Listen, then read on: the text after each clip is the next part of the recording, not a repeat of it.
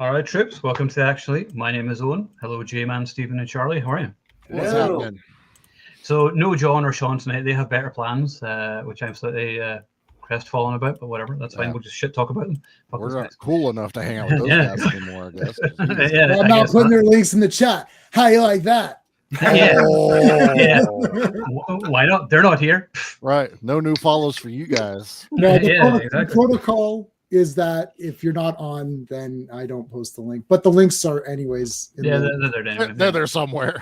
They're there somewhere, but I'm not going to highlight them. Right. If because I don't, also they might not agree with what we say. That's So true. there is a true. liability issue. They might think that They might they sue might us. be, or they might something. be idiots and think this movie sucks. So I don't Yeah. know. You never know. You never know. You can't Yeah. trust him, man. You can't trust him. No, Yeah. you Especially cannot. that Sean guy. He's got beady Nope. eyes. No. Yeah. Nope. Yeah, so tonight we are discussing The Long Kiss Goodnight from Shane Black and Rennie Harlan directing with Geena Davis and Samuel L. Jackson. Now, this being a Shane Black film, it is, of course, set at Christmas. So I thought, okay, well, this is pretty much the one and only Christmas chat we're going to have this week. Damn it, we should be wearing our Santa hats, Charlie. I never thought Ah, of that. damn, I totally forgot that. Yeah, See, I'm it's wearing kinda too early. Fucker. That's true. Yeah. I haven't had deviled eggs yet. That's tomorrow. Like, Yeah, you see, it's not Christmas yet, really, but like next week is our final one because I'm going away for Christmas, whatever, and I just don't want to do this for a few weeks. So, well, anyway, we need a break. so yeah, and then next week we're doing the year in action and going over the highs and lows, and then we'll be back in January. I've decided that we are going to continue doing this. I wasn't going to, but this is how to speak to Charlie and John and how we all just speak to each other whenever we can. So, in the new year, we'll come back in January and discuss the most anticipated movies for next year and a few other things. I have some ideas, but for now, The Long Kiss Goodnight. So, I just got the 4K of this. Does anybody else have the 4K? No, I didn't even realize a 4K was out yet for this. So Yeah, I looked it up. it's a beauty. So I meant to actually have it, but it's out in the front room. It's actually really, it looks and sounds great. That's pretty much what I say in every review for 4K. Like, yeah, picture looks good, sounds nice. You know, it's like, what about HDR? The what? It does have Yeah, right. it is HDR. though. Yeah, exactly. Yeah, Yeah. no, that's the thing. But it's just whenever people are asking you, It would say it, right? yeah, when they go into What? like the detail or whatever, and I'm like, yeah, I don't know what you're talking about. Just leave me alone. I mean, it's pretty much Um, to a point. If it's a practical movie done, in the Yeah. 90s or something, it's gonna transfer really fucking good on the 4K. And that's the thing, because there's no like CG or anything, then it looks amazing. Like all these older films look great. I personally love this movie. I feel so bad that Geena Davis was in these two flops, this and Cutthroat Island, because I love them both. I think this Same. is the better movie, but I still love them both. I thought she was great as a potential action star, and it's a shame that they weren't more successful, because this is a great movie, great script with Shane Black, lots of one-liners. Samuel L. Jackson, yeah, yes, Miss Daisy, I be honking. Love all that. Some great action scenes. I kind of love how it just embraces the ridiculousness. Like, I love when they're jumping out of the window and they machine gun the ice and then they fall through the ice. I mean, it's just so dumb. It's like a cartoon. I was like, I love this. It's brilliant. I love the ending where the fight. Is that the Rainbow Bridge? Is that the Rainbow Bridge to Lewiston? Probably is. And that's what it feels like. And I was like, you have a final action scene at Niagara Falls. Like, that's awesome.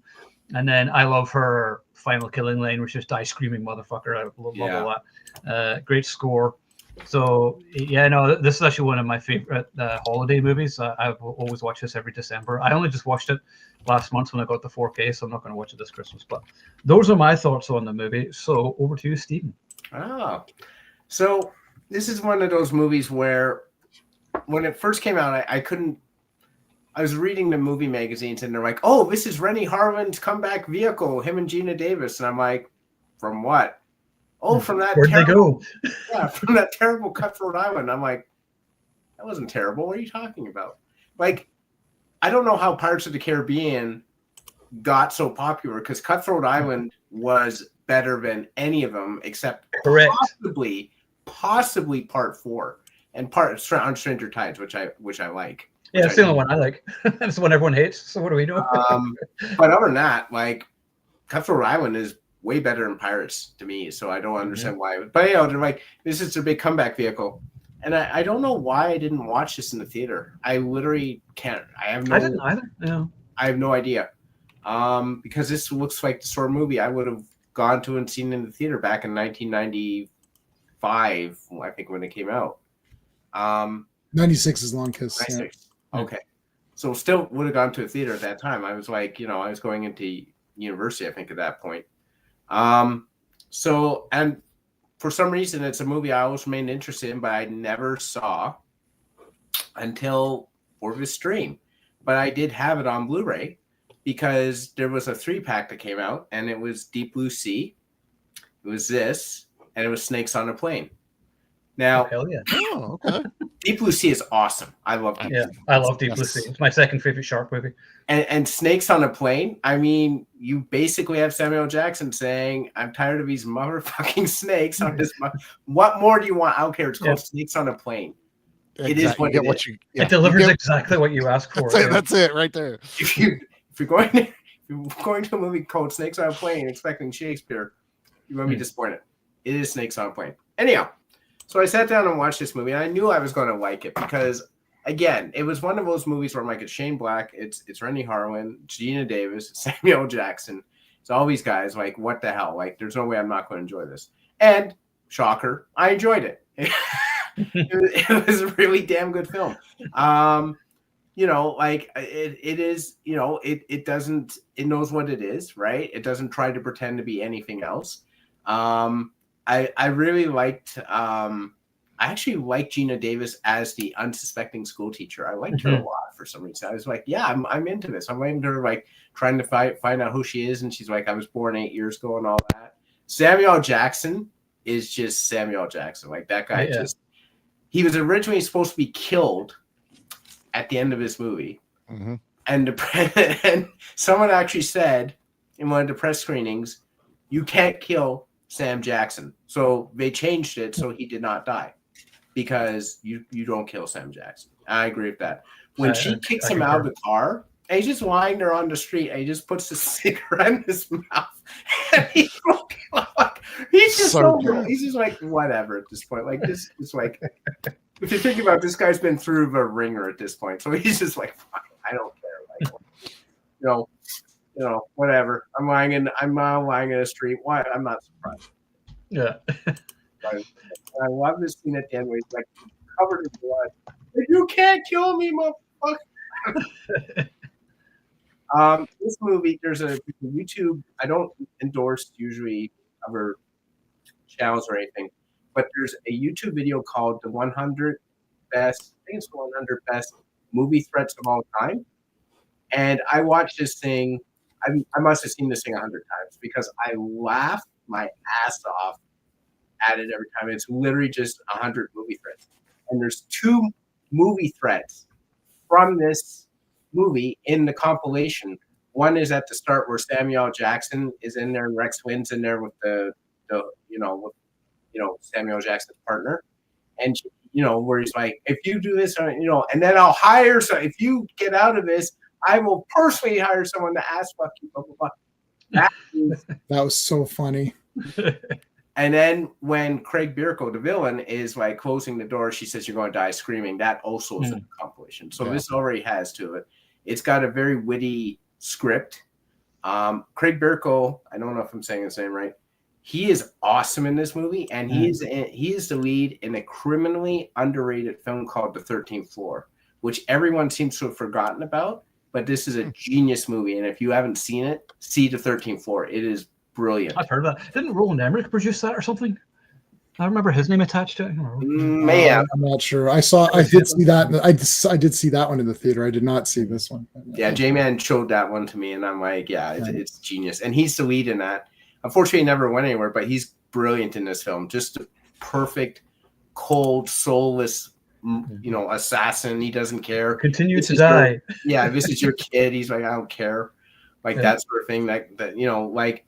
I love, harken back to these movies where everything was simpler. There was no need to go back and get into everyone's backstory. It's like, I'm an assassin. I don't give a shit. I'll blow up people. I don't give a rat's ass. That's it. Simple. I don't need this 20-minute backstory to how he got this way. This is how he is. That's it. David Morse, solid.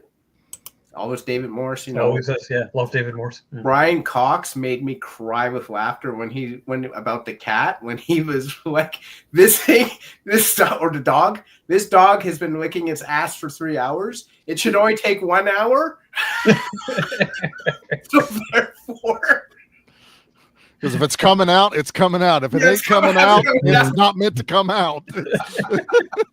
Like, just, you know, and he dies too soon. I would have loved to see him, you know, make it through the movie. But like, just his lines were awesome, man. I love that guy. There's no negatives for me. I walked into this movie thinking it's going to be a fun action movie with some great action scenes, and that's exactly what it was. And I walked out like, perfect. That's what I paid for. That's what I wanted. Yeah, excellent. G-Man. Sure. Want to quickly thank RR though, because he couldn't make it tonight. He wants to be in chat. Thanks, buddy. Appreciate the $5. Sadly, I'm at work, can't join you. This movie's pure joy. Shane Black dialogue is peak. Yep, I agree with that. Sam Jackson's favorite role. Yep, he did say that. 9 out of 10. Yeah, it's an easy 9 out of 10. So thanks for that, buddy. I appreciate it. Yeah, this is an awesome movie. This is like Shane Black actually has a lot of, almost all of his movies are written in a cool way. They're fun and they feel like they're fresh anyways. Like, it's not like he's not the first guy to come up with anything, but whatever he comes up with seems to be a really fun version of it. So I was looking at his other movies, except for a couple of, like, you know, Iron Man 3 comes to mind, but it's not so much his fault on that one. I think it's just like more like studio involvement, but this movie has a lot going for it. All the dialogue is great. All the characters are great. I like that her husband isn't like a bad guy or something stupid, right? And they're together at the end. Like, there's a lot of fun things going on. Like you point out, there's like some silly things going on, but there's no stupid shit. And what I mean by stupid shit is like, oh, the husband's now really a bad guy, and oh, he's a dick or something, and she can finally fight back again. There's no stupid crap. It's just like, no, he's a normal person. And they have a kid, and the girl's not an annoying kid. No. She's not a kid who misbehaves. She's not a brat. She's not, but she's not an emotional wreck. She's just normal kid. Yep. Like Steve was saying, it's like this is a normal family. That's it. It could have been like, if it didn't have the second act of action, like if it didn't have her remembering that she was an assassin, it could have just been a very decent family movie with her having no memory and stuff. Like it was and then the action parts are awesome too. So you got two movies in one, and both movies are awesome for their own thing. I like the family stuff where we're baking shit and and then she starts to chop. She's like, oh my God, I've got these chopping skills. That's kind of neat. Maybe I was like a world-class chef or something, I don't know. So, stuff like that. And I like how it slowly breaks through. The kid gets injured or the kid falls. It's like, get up. It's like, whoa, what the shit? What the hell? What the hell's your problem? That was good. Like Sam Jackson, his intros. First of all, that's clearly not a cop. That's that entire beginning is so funny. And it's like, fine, give me some money. And it's like he's wearing like fake cop disguise outfit. Like he's got it's like okay, you're clearly not a police officer. I love it. It's so fun. That Shane Black, that humor is there, that kind of really fun. So that's good. When it needs to be serious, it's damn serious, and it's pretty brutal. When it needs to be funny, it is funny. When it needs to be just like sweet, it is. Like I've been watching while you guys, like, I always watch whatever movie we're talking about while we're streaming. It just helps me connect to it again. So anyways, then she's given the necklace or the bracelet and stuff, she puts it on the teddy bear. Like, that's nice. There's some nice stuff going on there too. The mystery's pretty cool. Like discovering, who you are. Sam Jackson is there to be there because he's awesome, but also it does make sense that he's there. Like, and then he stays on, and that's kind of cool. And I don't know. I really like this. I like Geena Davis was like awesome in this. Like Sam Jackson's awesome because it's Sam Jackson. That's a cool character. Sam Jackson, it's written for him to say those lines and be cool. But Geena Davis is putting in a legit good performance. Yeah, she feels like two different people. For big time. I gotta tell you, I'm in the this girl can't fight, it's fake, so I don't know. I can't get out of it. Like that was my ballerina thing. I'm just like, no, I just can't. I don't know. I couldn't buy her in this one because of Geena Davis's performance. I totally bought it. This is one of the few ones where I'm like, you know what? Because I didn't see this when it came out because I thought, oh boy, this is not going to be, unless it's a superhero thing or Tomb Raider or some kind of fake. Like if you're trying to tell me this is a legit person, I'm like, I had it on DVD, and I don't know if I bought it on DVD or someone gave it to me.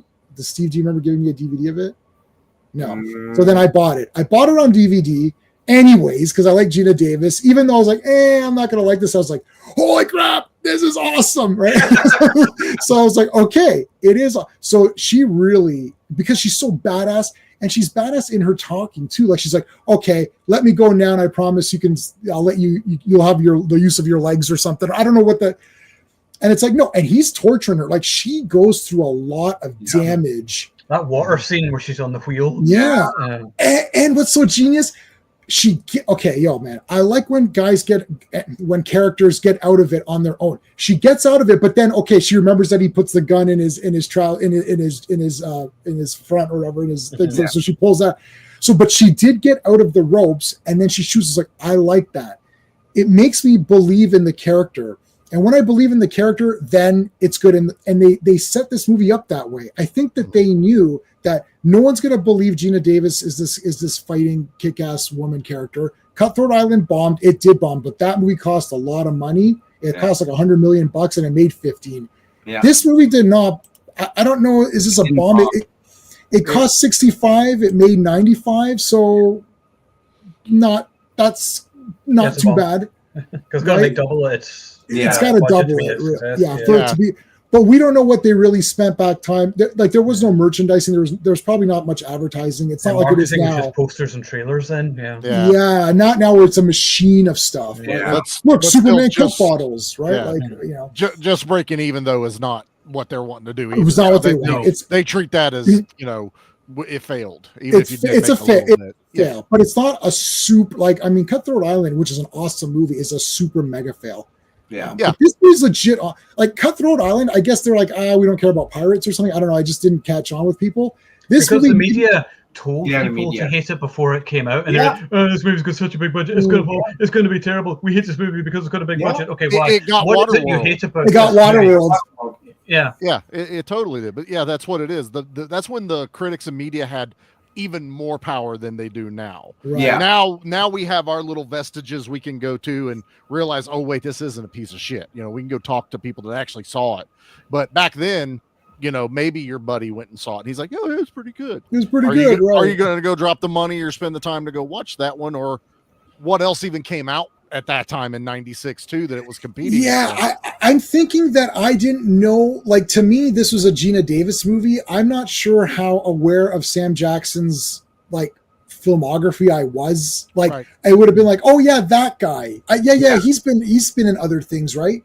Mm-hmm. So it wasn't obvious. Shane Black would not have known that name. Yeah. I would not have known. Is it Rennie Harlan? Who did Rennie Harlan? Rennie Harlan.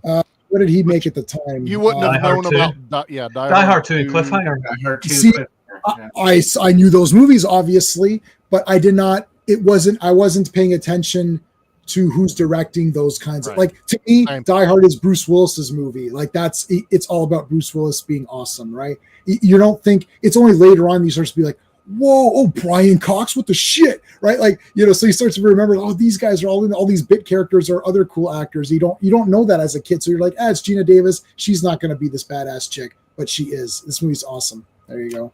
I forgot two lines I want to talk about too. Is when Geena Davis turns to Samuel Jackson, she says, "Are you really this stupid, or did you take lessons?" And he looks at her, because you always hear that line and they never say and they never answer. He answers. He's like, I took lessons. Yeah. That's a Shane Black. Again, that's a clever. Shane Black is very clever. Shane Black dialogue. Yeah. Which see what I like, because he has to write the first question. Yeah. Like first he has to write her being a smart ass and asking that, and then he's got to write the response to that, right? Which is funny. So he's got to write it's double. It's not like I came in and added dialogue to make it, to punch it up. Right. Yeah. He's writing it. Like Shane Black was a very trusted. I haven't seen every movie of his, but like literally like the first like 7 or whatever it is it's crazy. Like every one of them is awesome, right? Like even if you only did well, I just had his page up. Where was it? Like Lethal Weapon, Monster Squad. Blast Boy Scout, Last Action he Hero. Basically created the buddy genre really, because he wrote Lethal Weapon and he cemented it. I know there were other movies like 48 Hours was before. Yeah, another 40 hours. Yeah, but this one just was like the cop buddy genre, and he cemented it. He got the chemistry. That's what I was saying. Yeah, that's what I was saying. He didn't create anything, but when you see his version, it's like that. He popularized. Yeah, like his version became that's the standard, the template. that we're gonna use, right? Even though look, Halloween's not the first slasher movie. No. Obviously, there's at least 2 or 3 you can name, but by the time John Carpenter comes in, boom! Hey, Angry Gamer. Hey, Classic Comics. How's it going, guys?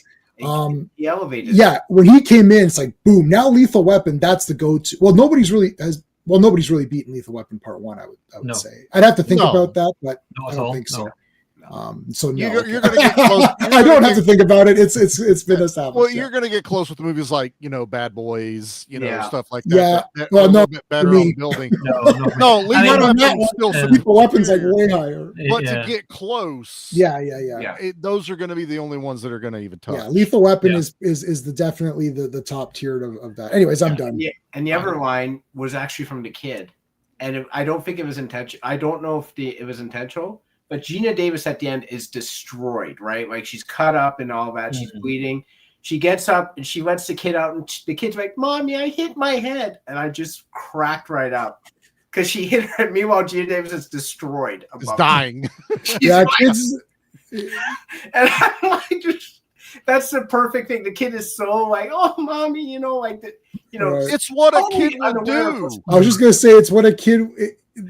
I don't care what you do when you walk in the house. If they have something to tell you, it doesn't matter if your arm fell off. I hurt my finger today too, Daddy. Can I get a Band-Aid? I'm like, in a minute. Okay, I need to tend to my missing arm. Which is in the machine over there. Yeah, it's over there. It's still running, by the way.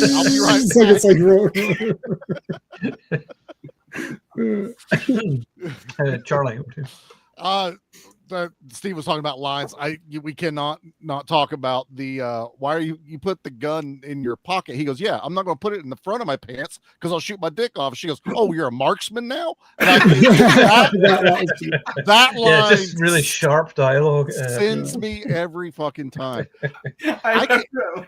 It's so good. I came into this movie later. I think it was kind of that, like, I don't know exactly what this is. Like, I may have seen a trailer or, just seeing it on the rental place, but Dad rented it. And I guess I didn't watch it when he got it because we rented it again, like a few weeks later. And he's like, we need to watch this. I'm like, okay, you really liked it. We rarely rented a movie multiple times, because by that time go buy it.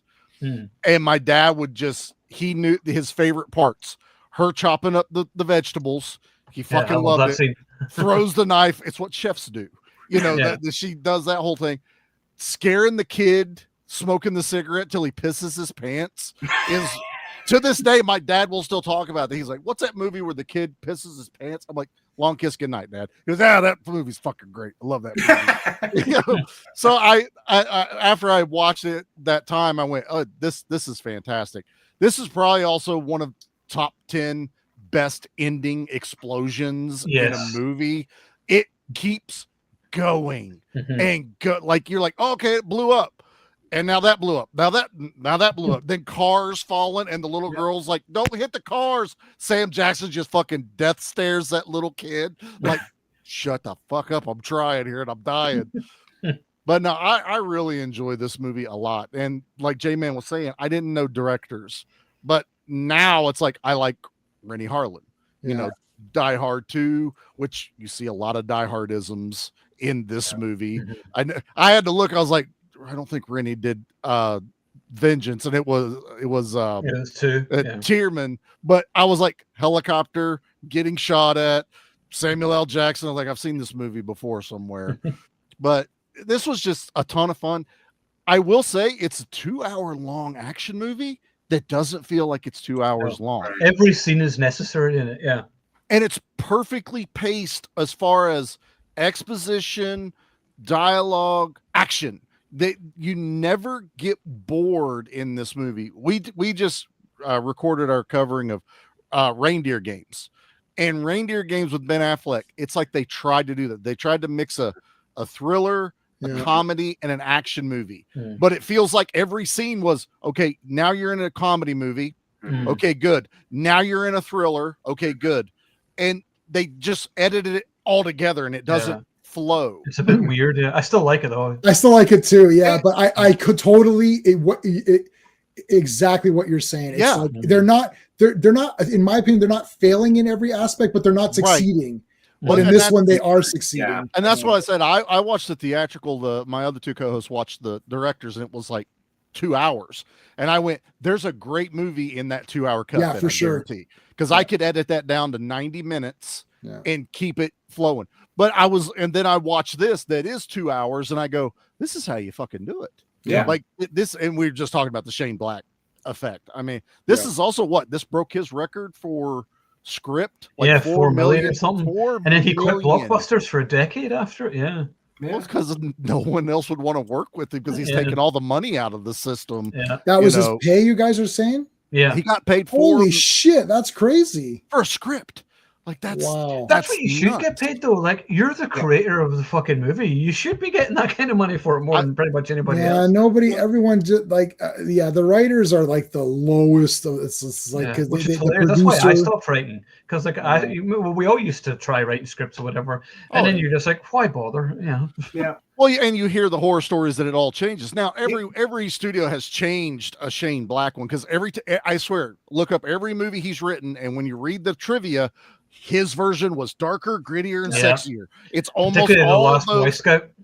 Exactly. Yeah. And they said it in this one. His was darker, grittier, and sexier. And I'm like, this movie's still pretty dark, gritty and sexy. Like a Geena Davis, dude.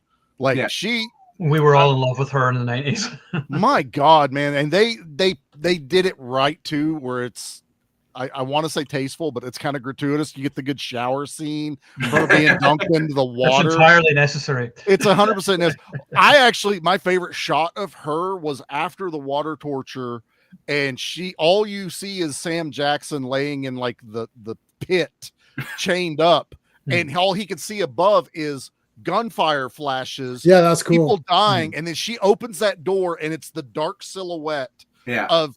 And she's standing there in that same underwear and nightgown, but it's dark. I was like, that's a fucking great shot. Like that's that woman hero moment for her that's not hitting us across the face like Avengers did. It's like, obviously she's badass. Scene is so cringe. It is. And J-Man was talking geographically impossible. They're all everywhere else. Everywhere. How did they get? I can't. I love that. That's all I had to say, and everyone knew the scene. Like that's rage.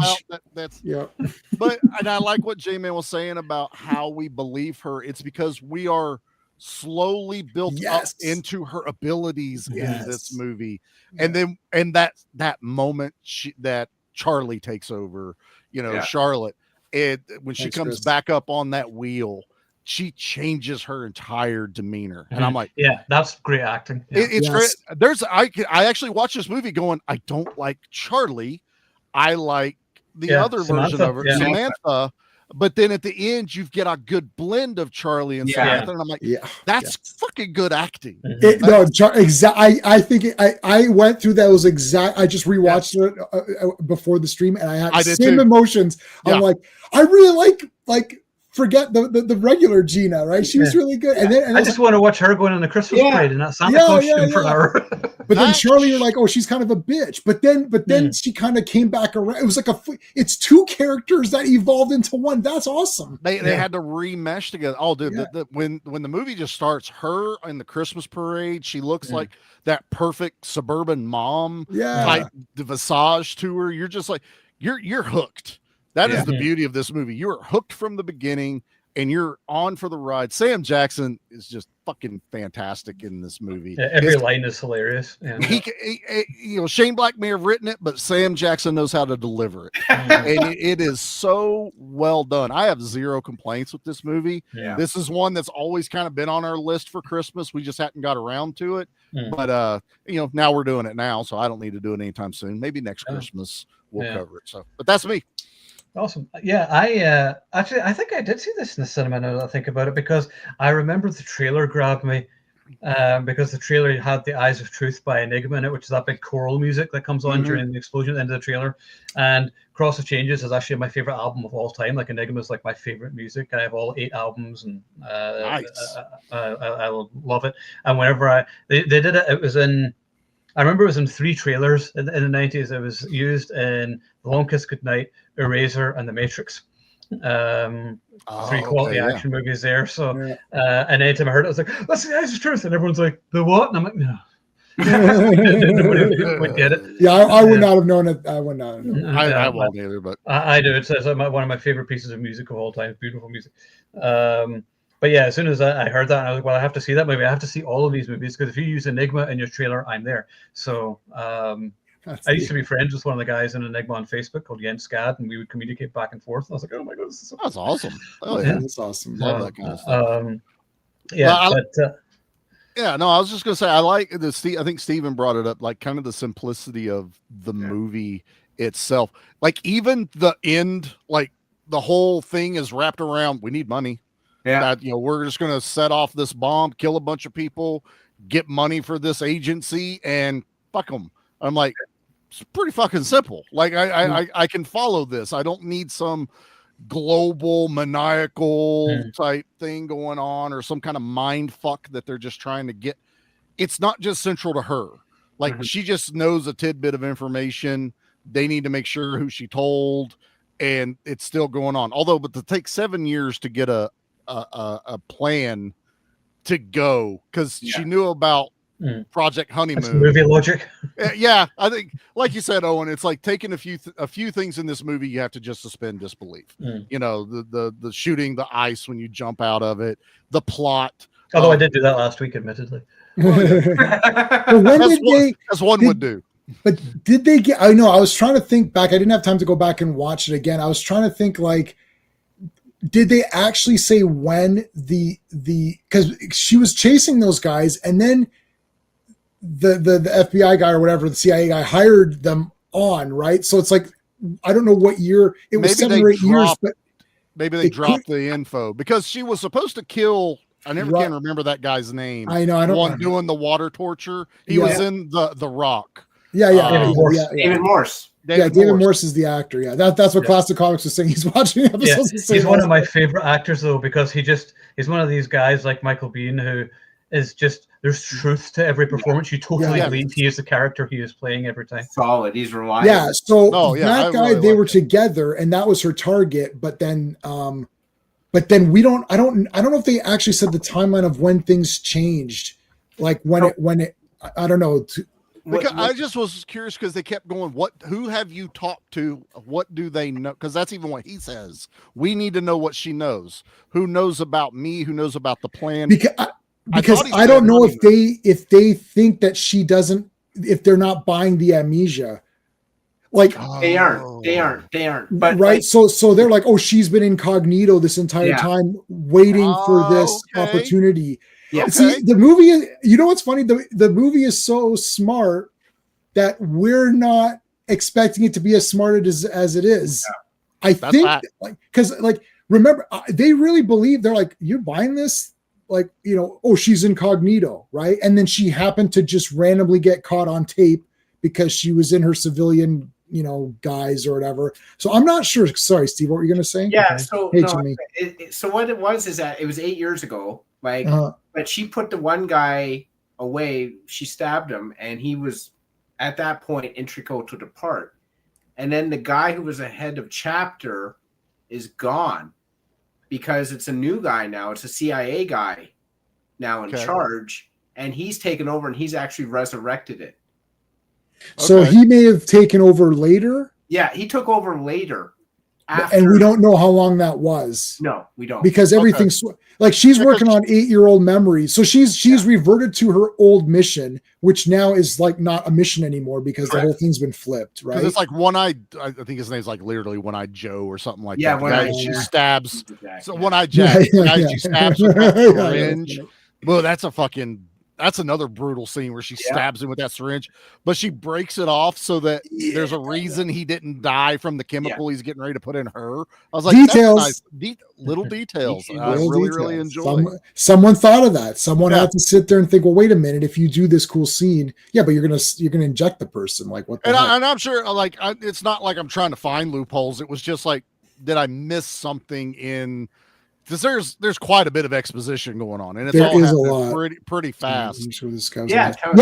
Go ahead, Steve. No, that's exactly right. It says 8 years ago he was on the hit list. Right. Yeah. Well, that's what I was trying to figure out. And then he's like grilling her, but I like the theory of they don't believe her. They think she's been underground and undermining what's going on the whole time through chapter. But that totally makes sense. Like now, it's not even an issue to me. Yeah. Also, too, it's all about getting like money and the budget. You want to have more, making the budget bigger. So, and the thing is that if they're getting the budgets they need, they don't need. Basically, the idea that I took from this movie is that whenever a certain department of the government requires budget, they're going to get it by any means necessary, whether it means killing or not or whatever. And I watch this is Yes Minister. And Yes, Prime Minister, those British shows, those are great shows. Yeah, they're great. And in that one, they always say, well, we need to get more budget because it's like, he goes like, let me tell you about how government works. Every department is trying to get money. Mm-hmm. And when you get the money, you have to spend all of it because to justify later saying, well, we spent all of it. Now we need more for the next year or whatever, right? So he goes whether that just means buying anything. It's just like just buy whatever. Buy like a coffee machine for everybody. Like, okay, did we spend it all? No, we still buy everybody a swimming pool. No, it's legit. My dad, for the United States parts, there's state departments, and Dad worked for VDOT, which was basically just road maintenance, things like that. He legitimately, we were talking about one day, he goes, that's a real thing. He goes, because at the end of the year, my bosses go over the budget. Right. We're allotted so much money. And at the end of the year, if we haven't spent it, we're out buying tools, buying vehicles. We have to spend the minimum that we're given or they shrink it. Yeah. Like, oh, you didn't need it this year. Because it was a lot of, if we don't have a bad winter, they don't have to buy as much salt. They don't have to pay as much overtime. Same in Canada. Yeah. So if they have a mild winter, they got to then spend that money somewhere so that when they do need it, they didn't lose that in the budget. So that makes 1,000% more sense to it.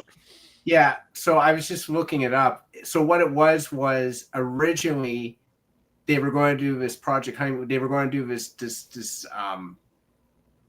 thing where they were going to kill people, and it was the original guy Timothy, right? Mm-hmm. And it was One-Eyed Jack and all that. And she actually disrupted it.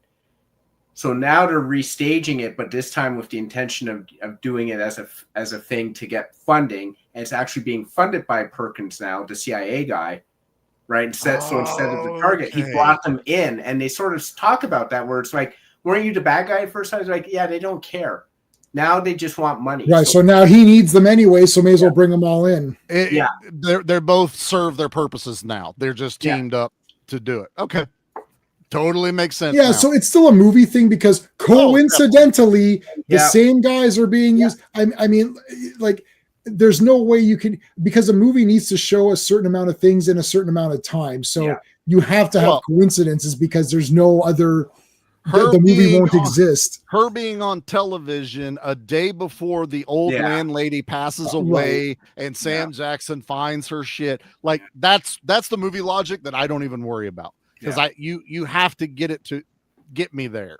That guy was watching TV at the exact. Why is that guy watching a parade? Maybe you can't change channels, so they force him to watch whatever channels they've got. Just so happens she's on there. He just happens to be sitting in the room alone, seeing that, going crazy. Logic works. I mean, it is what it is. It's a movie.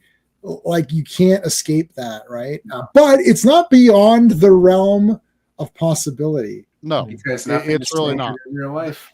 The realm of the one big disbelief is throwing a hand grenade that takes probably 35 fucking seconds to go off in the hallway. I swear to God, every time in these movies, you're like, anytime now. Yeah, it's not that long. Oh, we're going to shoot the window, run past the grenade. Because remember, they were blocked. So they had to run past it, jump, and then it blows up, and then jump into the thing. I was just like, the grenade would have went off like 5 times by now. I don't know what grenade we're using in this movie. Grenades all have different time codes depending on what the scene is. Some grenades immediately explode. Like when a bad guy's got one on his thing and it gets stuck, that one explodes immediately. That's instantly. You know what? RoboCop fixed that. Yeah. You know, the timer on the bomb, set it down there, pull the pin, do your shit, and walk away. That's the only one that ever got it 100% right. Well, that was the future, though, so they were more. That's true. This was more of a dialed number that you dial in the grenade. Controversial comment. Clarence Boddicker is my favorite villain of the 80s. Everybody else says Hans Gruber, and I was like, yeah, but Clarence Boddicker scared me as a kid. Like, I thought he was fucking terrifying.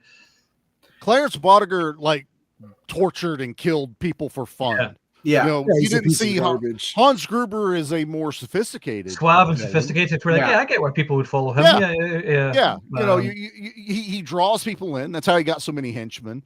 But he's not even his own henchmen are more scary than Hans Gruber. Yeah. Clarence is scarier than his henchmen. Yeah. That's a good villain right there. Yeah.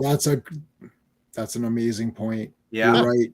I like Hans Gruber. I don't think I should like the guy too much. Like, I'm like, oh, Hans Gruber's cool, man. He's good. He killed me with that accent. You know, you're like, you want to be like, no, but he's the coke. Like he's intelligent though, and he knows what he's doing, whatever else. But, and he doesn't kill any of his own men. No. But Clarence is like, can you fly, Bobby? Bobby blew the fucking money. I don't know. It was as good as marked. He was a stupid asshole. Yeah. So which is what he's not. Now I would believe that Hans Gruber wouldn't sacrifice himself to save one of his henchmen. No, so if he had to leave one to die, it is because he doesn't. Yes, I'm good home. Yeah, because he's not overly upset when his guys die in Die Hard. Right. He needs to. Yeah. Actually, he's the king, right? He's sending out his pawns. Yeah. It's chess for him. It's chess. Clarence is checkers. It's throw as much shit out as you can until I'm the last one standing. And that's a really good talk on there. I like that. Talking about the differences of villains and their motivations like that. Yeah, I like that. I mean, I love Chris Miracle in this. He's just a great turd. He's just he is a cartoon villain kind of thing. Because if they wanted to make it almost more interesting as a character, they could have made him care about the daughter at the end, and then there was a bit more conflict with him or whatever, rather than just being, oh well, fuck it, and then so he's just a cartoon psychopath then, and that's it. I actually like that though, because I would have been disappointed if he cared about the kid. Yeah.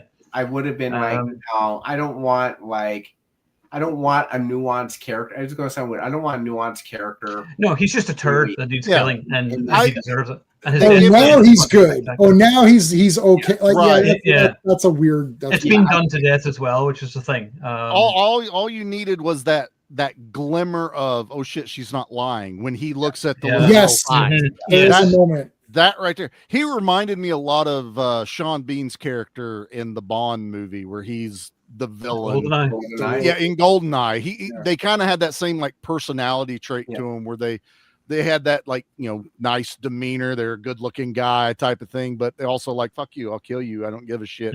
You know, I'll torture you for a little while too, just to have fun. Because it's very James Bond kind of deaths in this. We're going to freeze you to death. Oh yeah, totally over the top. Yeah. And then we're going to leave you in woods, and it's going to be a crazy mom looking for her daughter. I'm like, fucking shoot them. Like, what is all of this? Shoot them, you know? Yeah, he does have my favorite line. I was saying earlier though, whenever the guy's like, "Oh man, I think I'm dying." Yeah.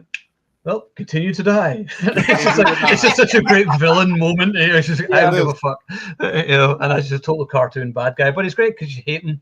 And then epic bad guy death. And like anyone watching this, if you're a filmmaker, I want a return of the ridiculously over the top bad guy death, where it's like, you know, combine harvester, missile into a helicopter, whatever.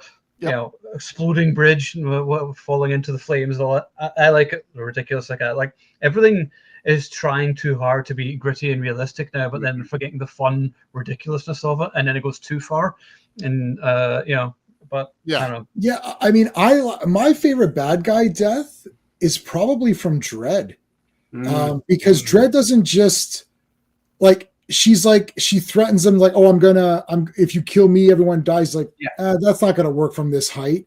And and then he gives her the slow mo and then does it. I'm like, that's awesome. I want to watch Dredd again. Yeah, it's an unceremonious death. Yeah, like, it's just you're an issue.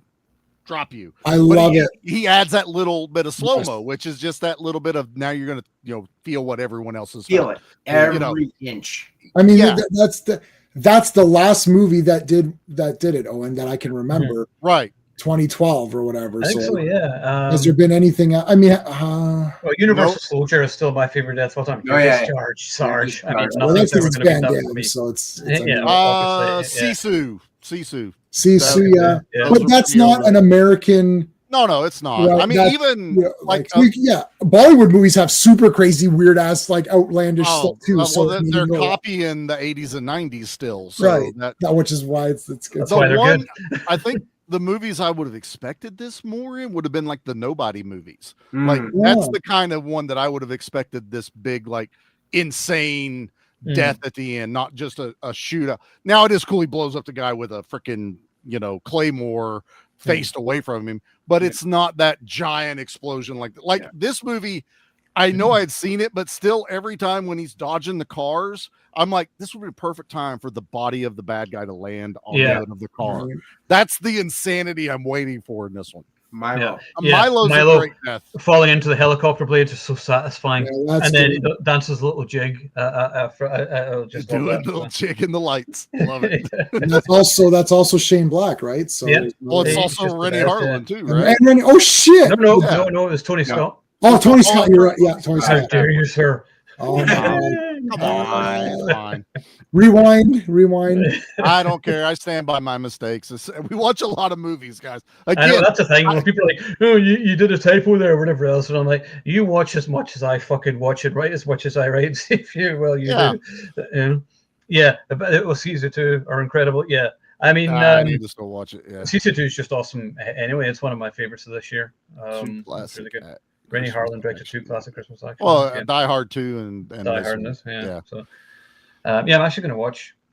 Everyone, when we talk about our favorite Christmas action movies, nobody ever really mentions Lethal Weapon, the first one. And like Lethal Weapon is a Lethal Weapon and Die Hard for me, and Lethal Weapon on 4K is great as well. So I got the steel book of that. I watch them both every Christmas. Yeah, that's tradition. Even one of the girls at the office today, one of the new girls, shout out to Lena at the office. She said, "Oh, and she says it's nearly December. It's almost time to watch Die Hard." And I was like, "You can stay here. You're all right. Promote this lady." You need to carry little business cards, and when someone does something, it's like you are now a member of the Action Elite. Yes, well, I already hand them out to the office anyway, and I'm just like, there you go. And then if they say something stupid, give me the card back. Yeah. You don't get that anymore. Take them off. So I posted. I can't post it on Owen's chat, but I posted on my chat, and I posted a poll for the rating of this movie. So I only have 6 votes, but 6 more than I usually get. I got so Okay, so I only gave the options of 5 out of 5, 4 out of 5, 3 out of 5, or 2 out of 5. You can't have 5 options. Right. So somebody did vote 2 out of 5. Somebody voted 3 out of 5. Somebody voted 4 out of 5, and 2 put 5 out of 5. Whoever voted for 2 should be burned. Like, how is it 2 out of 5? I don't know if that person and the 3 out of 5. Like, that's just a troll. It's just an idiot. Like, I'm not sure. Like, how did you get to 2? Because that would seem. I mean, I can't foresee anyone giving this less than a 4. I would just give it a 5. But I mean, I guess a 4 would be acceptable if you're trying to be more like, well, if you're could have been a little bit shorter, or could have picked up the pace a little bit, and I don't know. You can make up bullshit. Like, somebody said this. It was for the Godzilla 2000 audio commentary. So whoever was running the commentary on Godzilla 2000, they said you could pick up a movie and shake 10 minutes out of it. Yeah. Like you could do that with almost any movie, right? Like pick it up and shake it, and 10 minutes fall away, and you still got the same, the same thing, right? But I mean, other than really picking it apart, like, I don't know how this, unless good story, good characters, good scripts, yeah, like story's pretty good, good action scenes, what's not like, troll, exactly, some troll. I don't know, but that's well, usually they would call, like, RR like messaged me privately when he saw you post. So Owen, whenever Owen posted this, he messaged me. He's like, "Oh man, I love this movie." I was like, this massive paragraph on X. I said, RR, it's like, I said, yeah, I know, it's awesome. I said, we're doing it, whatever. He's like, I won't be there. I was like, it's okay. Like, it's fine. It's all right. You're here in spirit, RR. We still love you, RR. It's fine. You're one of the good ones. You're one of the good ones. He's fine. You get a card. He's like, I won't be there. Oh, he's on like full different time. Christmas Action Masterpiece. Yeah. Christmas. Yeah, so this is I forgot this was Christmas. I didn't really think of this one. Well, Shane Black, so of course it's Christmas. So Shane Black is involved, it's Christmas. So it's always like, I had a complete subject change. I gotta remember the website. There was a website there yesterday I saw. I can't remember the name of. I must find it, right. And it had a list of the worst movies of all time, because this fucking piece of shit knows what it is. And they actually had First Blood Part 2 on there, and I was like, you should be fucking killed for that. Like, literally no trial, no jury, just straight to execution. It's like, fuck you. These so a lot of these, okay, I've been seeing this. Are we've pretty much satisfied. Have we satisfied Long Kiss Goodnight? Is there anything? I think so. Yeah, we all love it at the end. Yeah, we're good. I mean, I actually can't think of anything bad. No. At all. Like, let me see the worst. Yeah, so I was just Googling it to see if I could find it too. I mean, it's not Rotten Tomatoes, right? No. Is it Variety? Joe Blow.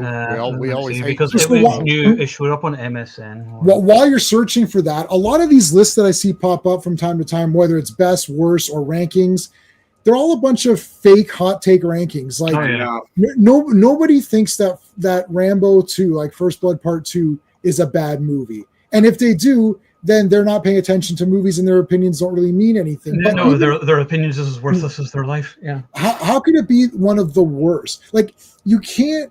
You need to watch more movies for a start. Yeah, you can't throw that in there. Like, I mean, when you're saying worst movies, what do you mean? Like, again, I got to do this. Define worst. Like, what are you comparing it to? Like, if that's the worst movie, what's your comparable? You almost need to know what's your best one.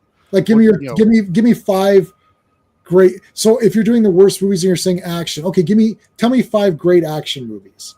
And if Born Supremacy is one of them, then I'm like, okay, you're not. Yeah. Well, you need to get involved in the story and all that. It's like, it's called action movies. It's not called story movies.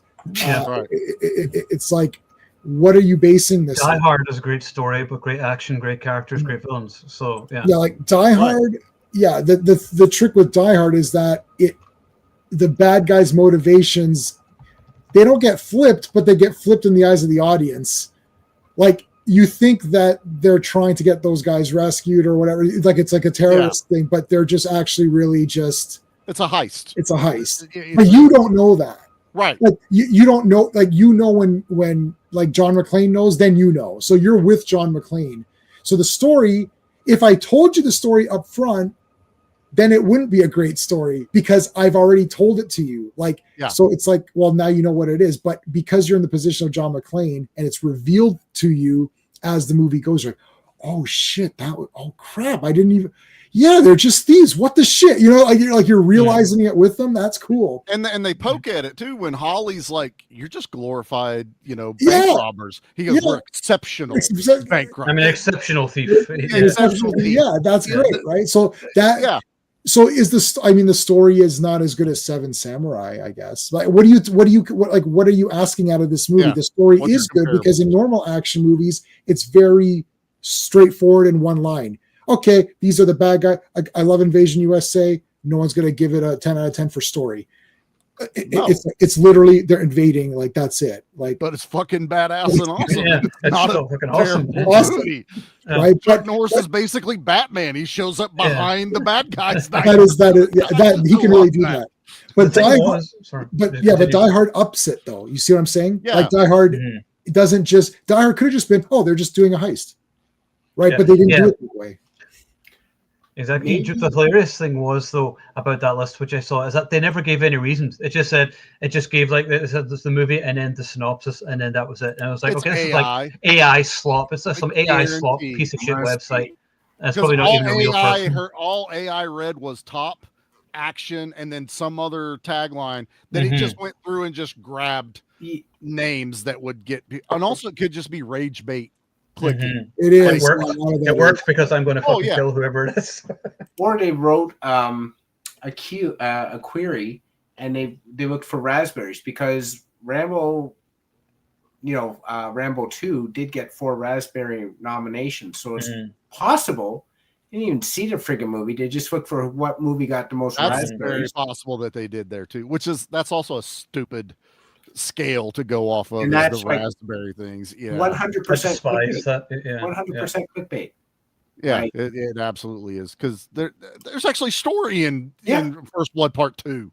There's some fucking emotion in this time. It's still all about Vietnam and everything else, but people, I don't understand Rambo 2 a lot of the time. I think that they always just think that these movies like it's just it's gung ho blah blah blah blah blah, and I was like, well, it's him trying to beat the monster in himself. That's the whole thing. That's a generation thing that's happening now. They're demonizing everything that had to do with war and stuff like that in movies and television.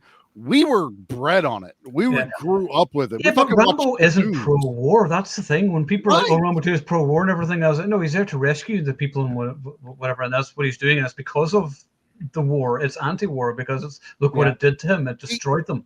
He uses the same tools against the people that are doing the atrocities, but a firm letter writing campaign is not going to have the same box office. Exactly.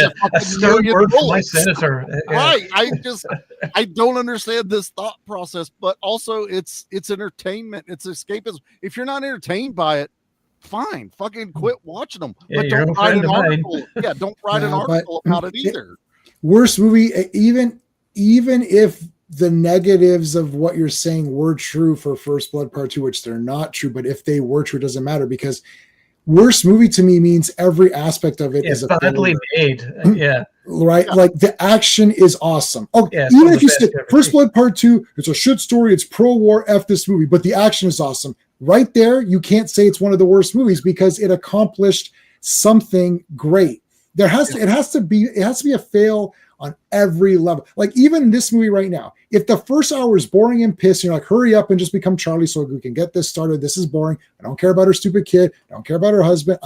Obviously we don't say that, but even but then the last hour is awesome because then it's all the stuff with her. So even that wouldn't be considered the worst movie ever. Cutthroat Island. It has lots of great stunts and super spectacular action. The music is awesome. Yeah. So I have the CD. So how can that be ranked one of the worst movies ever when the people ranking this are either doing what Steve's saying or they're just like trolling. I saw a list, I saw this, I'll do it, 58 minutes Star Wars. I saw a Star Wars tier ranking list. It's clearly for clickbait and rage bait. They put Last Jedi above Empire Strikes Back. Just kill them. I saw that yesterday. Empire ranked the Predator movies, and like they had fucking Prey and Badlands at 2 and 3, and then Predator 2 was like farther down. I was like, fuck off. I was like, these are the people that gave Attack of the Clones 5 stars, so Empire has no credibility at all. So that's like, there's actually nobody alive that really believes Last Jedi is better than Empire Strikes Back.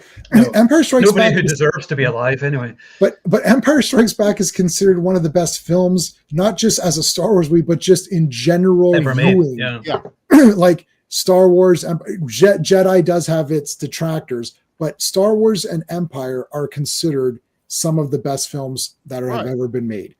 Last Jedi, at obviously at worst, it's a total disastrous piece of shit. At best, it's a good-looking film that runs too long. That's the best critique I can give of it, right of that movie. So how can that be better? So it's just obviously Rambo. How's Rambo 2 one of the worst anythings? Yeah. But how is Predator 2 worse?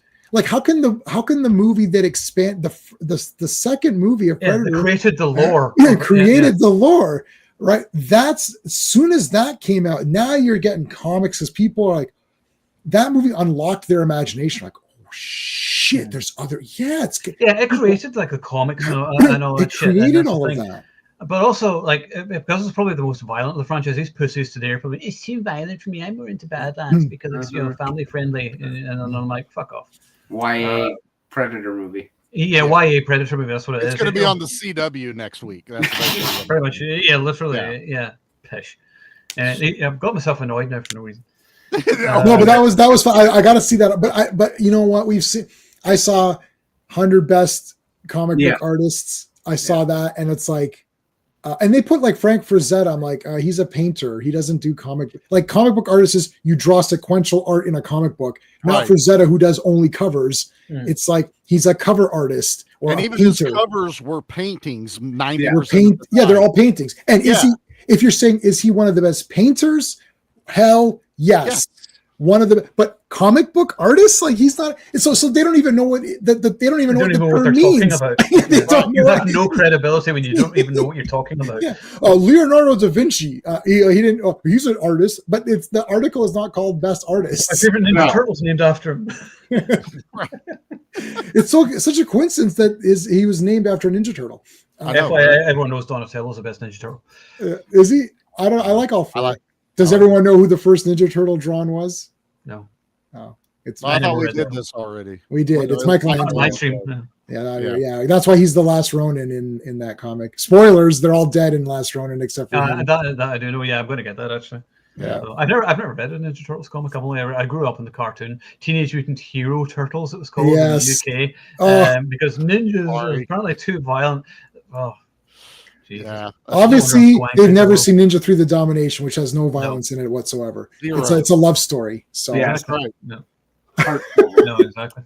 So, all right, I think we'll just wrap it up there then. I think so. Next week we're going to be doing the year in action and going over all the highs and lows, and there's a few. Normally, I don't sort of talk about worst movies, but I know this year I think I will. But I've actually seen a ton of good movies this year. Most of them are international movies. Those are like my favorites, but some of them aren't even like out here yet. But, so that should be an interesting chat. So it's probably mostly going to be me talking shite next week because nobody's seen half of it. So, Mister, that's not even available here yet, but I've seen it. So yeah. I'm not saying I'm better than you, but speaking of which, I'm seeing Avatar on Monday. So I'll let you know how blue it is. Probably very blue. Right.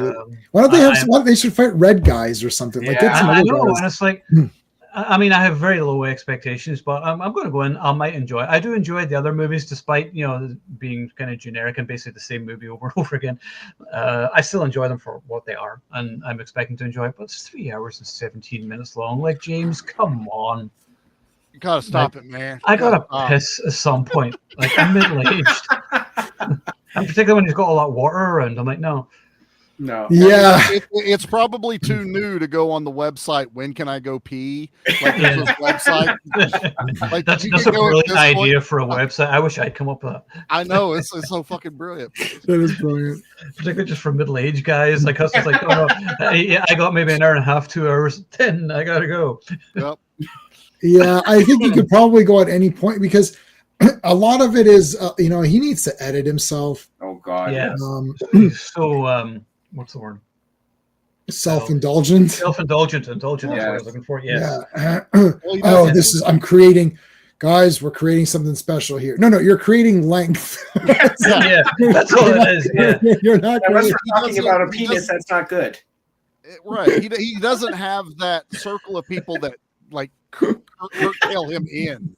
Now everyone's like, yeah, James is brilliant. Yeah, James, that's brilliant. Yeah. No one's going, fucking cut it right there, man. Yeah.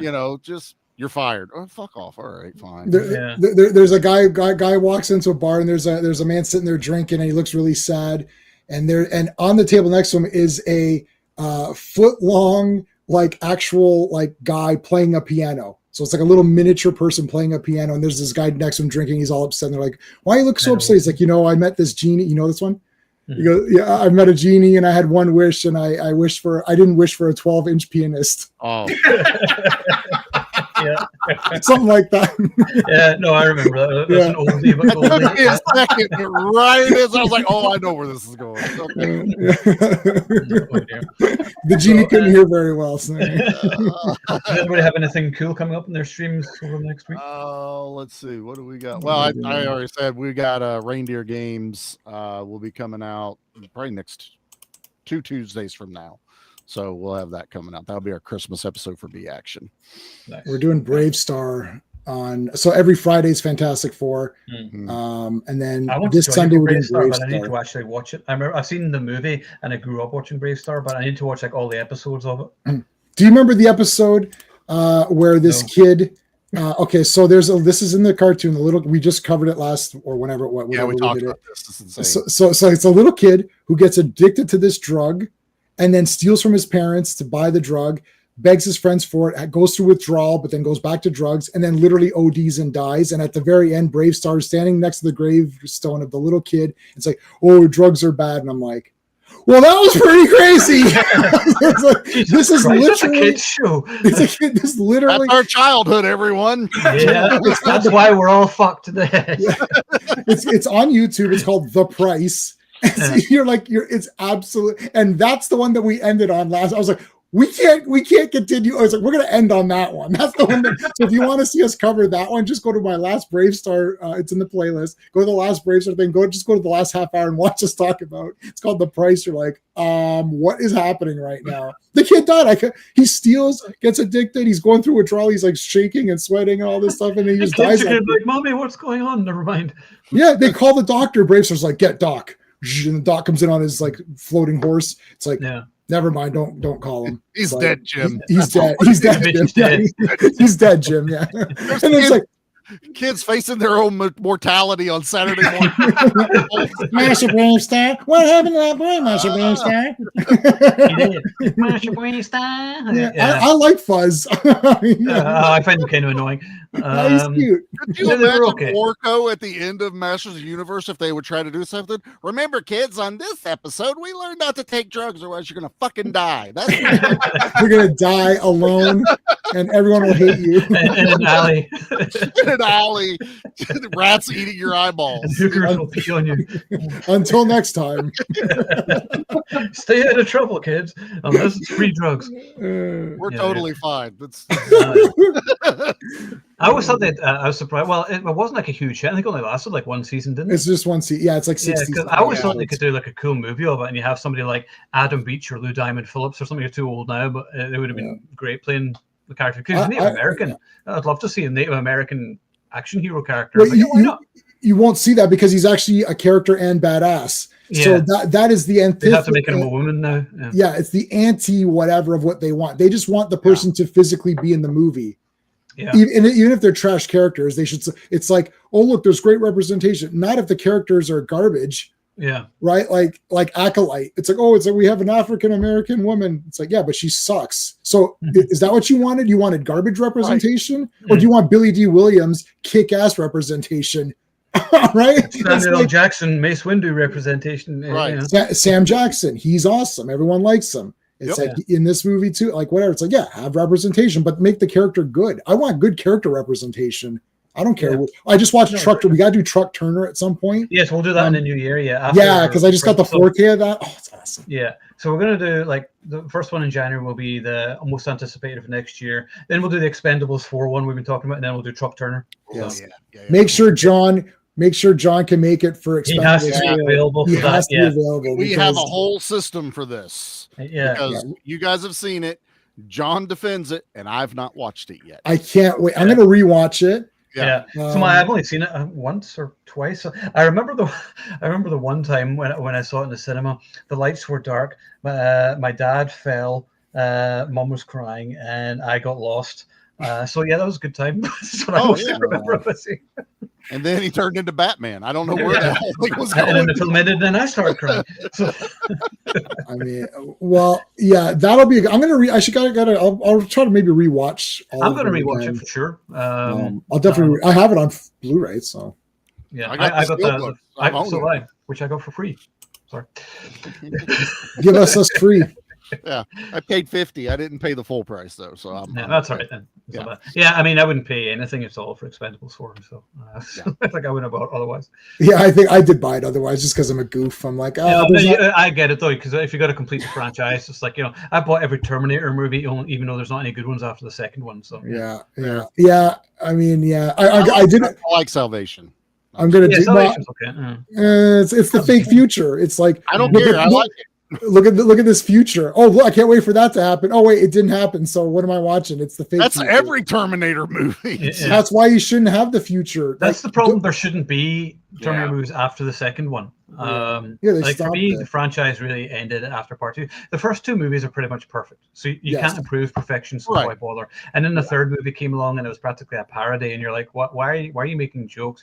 Talk to the hand, and I'm like, what is happening right now? This? Didn't they actually film the ending to T2 as nothing happened and everyone fucking hated it and they scrapped it? Like there's old Linda Hamilton, old Sarah Connor, and John with his kid, and they're in the park and they sort of live happily ever after. Like that was actually filmed, and they went no. It's on this. I spoke to Linda Hamilton about this at the Comic-Con when I met her a few years ago, and I said, "What is your favorite ending of that one?" And she said, I like the theatrical release of the movie. So that's my favorite version and my favorite ending. She said I didn't like the makeup at the end of the movie. I thought it was too fake looking. Yeah, and I didn't like it. She said the way I see it is always trust James Cameron, and we did, and the ending worked out much better than it was, where it was kind of more ominous, but still hopeful, and it just worked better because it kept with the tone of the rest of the movie. But it's an interesting tidbit watching like that end scene, as a deleted scene. But I'm glad they changed it to the ending that we got. Oh, I prefer it. That was their intention though, that this is the end of it. And of course they would have come up with some other way, but yet something got through. You start muddying the waters though. As soon as you start, anytime there's time travel, you start adding more and more. It's like, stop it. Like Back to the Future, there's 3 movies. That's perfect. Like 2 was even getting to where like I saw them all. I didn't see part 1. I didn't see part 1 in the theater. I was too young. I didn't know what it was, but I saw 2 and 3 in the theater with the whole family, and I could tell. Like I loved part 2, but I could tell that my grandfather was like, I don't know what's happening.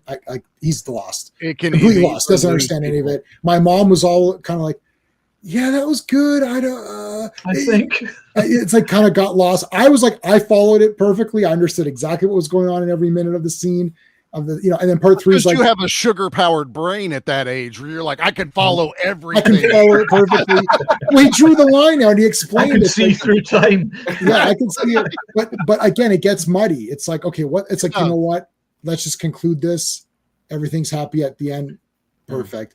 Terminator, they stopped it. It could happen again. Who knows? Maybe not. I don't know. It's hopeful. That's it. It shouldn't have. It shouldn't have continued. I don't mind part 3 just as a movie to throw on, but the last 10 minutes are brilliant. And that's what redeems the movie for me. I love the ending of part 3 whenever the nukes launched. So the nukes get launched, but then it's like, but then 1 and 2 don't mean anything because you didn't stop anything. The nukes got launched anyway. Then the next movie is like, well, the nukes got launched, so it's a different future. Yeah, but it's the more generic looking future, not the future we saw. Yeah, I just want a movie with the opening scene of T2, basically. Like that's the future we want to see with the lasers, which we never get to see. Like, why are the guns crap in Salvation? That's the thing for me. Yeah, that's what I'm saying. So it's the fake. Yeah. It's the fake. It's like the new future based on the part 3 because they delayed it. I mean, I get that, but I do like I like that they tried to do that a little bit. I don't hate it. I like the big harvester robot things. I think those are cool. Look, if that wasn't called, see, this was my Sean hype. I talked to him privately, but this was my Red Sonja Sean hype, where I'm like, if we saw Salvation out of context, and you're just like, check this cool movie out, you're like, shit, that was awesome, right? And then it's like, oh, that's Terminator 4. It's like, oh, I don't like that. That's literally what it's the same as Halloween 3.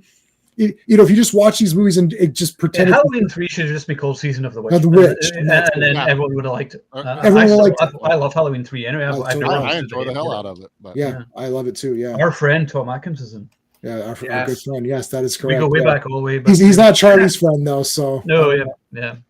Didn't care to go meet you. He drove to my house to meet me, so I got. I had some hot takes about Night of the Creeps, and he just, and that was it. Oh my god, that scared me. I was like, no, I love that. I love Night of the Creeps. That actually got me. I was like, what? I was like, no. You take that back. Take it back. Bitch. No, Night of the Creeps. Oh my god, no way. I love that movie. But anyways, yeah. So next week it's the final stream of this year. So we're going to do the year in action. So we're looking forward to chatting about that. So we will see you all in. If you have watched, thank you for joining us. We'll see you next week. And remember, you are the Action Elite.